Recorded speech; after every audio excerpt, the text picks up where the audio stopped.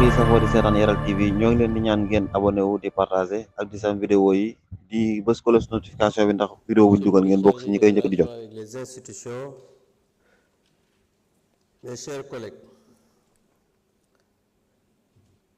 Monsieur le Président, je voudrais poser la question préalable tendant à dire qu'il faut qu'on ne puisse pas délibérer par rapport à cette loi de finances rectificative. Parce que pour la première fois dans l'histoire du Sénégal, on a voté une LFI sans débat. Le Premier ministre est venu ici, on a voté une LFI sans débat. Aujourd'hui, on vote, ou bien on veut voter une loi de finances rectificative dans la même année, en procédure d'urgence, que vous avez toujours dénoncé.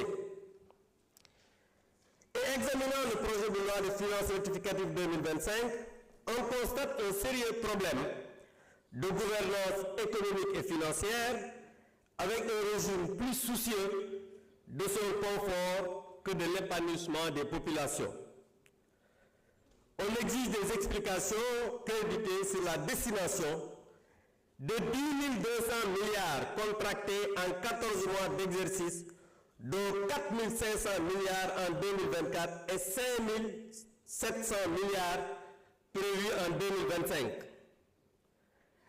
À titre de comparaison, sous le régime précédent, de 2019 à 2024, le besoin total de financement en 5 ans, je dis bien en 5 ans, malgré la pandémie de Covid-19, la guerre en Ukraine et la flambée des prix avec une inflation importée et les projets structurants majeurs s'élevaient seulement à 10 150 milliards en 5 ans, y compris, soi-disant, la dette cachée que nous contestons jusqu'à présent parce que le gouvernement accusateur jusqu'à présent ne donne pas ses preuves. Aujourd'hui, li may wax rek mooy man dama jàpp ne waruñu délibérer, dañu war a dàq débat bi même bu jaree session extraordinaire ñu def ko. Lu tax Sénégal 60 ba léegi ñi ngi voté doo ko voté loi de finance boo xam ne amul débat. Premier ministre moo ñëw fii. Honorable mooy ci wolof laay wax président. waaw déglu ma rek. oui. da nga wax ne da nga def appel au règlement. oui. article 74. Absolument. waxal ndax da nga bëgg ñu délibérer wala ñu bañ a délibérer nga dem ci question bi gaaw. mais tactique bi ngay utiliser pour wax ci yëf yi ñëpp xam nañ ko bul abuser. ñëwal ci yëf yi rek directement. Président, je peux motiver verbalement ma demande. Loolu la règlement bi intérieur bi wax. je motive verbalement ma demande. yow demande bi ak li ngay wax ni. ñëwal ci yëf yi. non mais damay wax lan moo tax bëgguma ñu délibérer loolu kay tubaab la.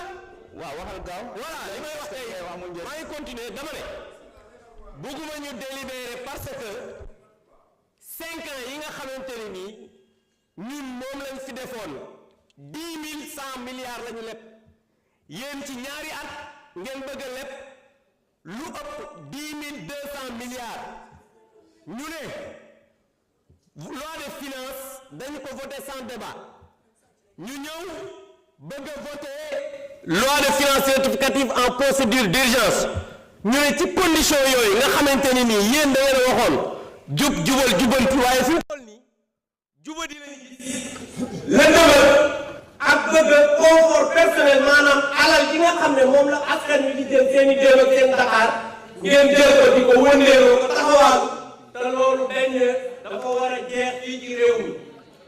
donc loolu moo tax ma jàpp ne lii dañ ko war a fekkee jar na session extraordinaire ñu def ko parce que ñoo xam ne jubaluñu dañoo dëng jubuñu jubantiwuñu dañoo lëndëm waruñu war a tax dañoo war a wax xaalis bi fan la dugg ba pare ñu doog a délibérer pour voter cette loi de finances rectificative.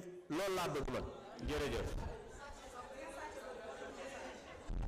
jërëjëf monsieur le président de la commission des finances. Souhaitez intervenir?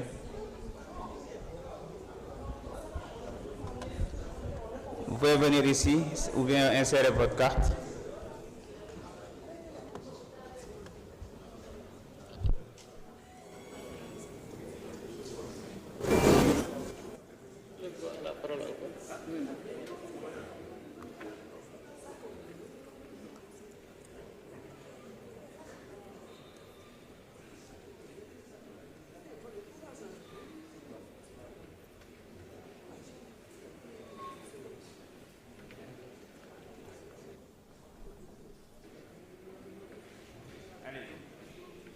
Voilà, merci beaucoup, Monsieur le Président.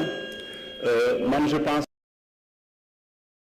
que vraiment, nous sommes pour Tchahan.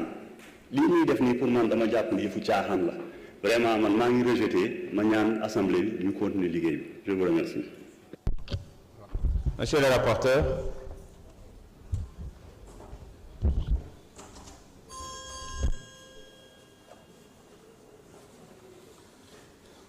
Merci, Monsieur le Président. Merci, Monsieur le Ministre.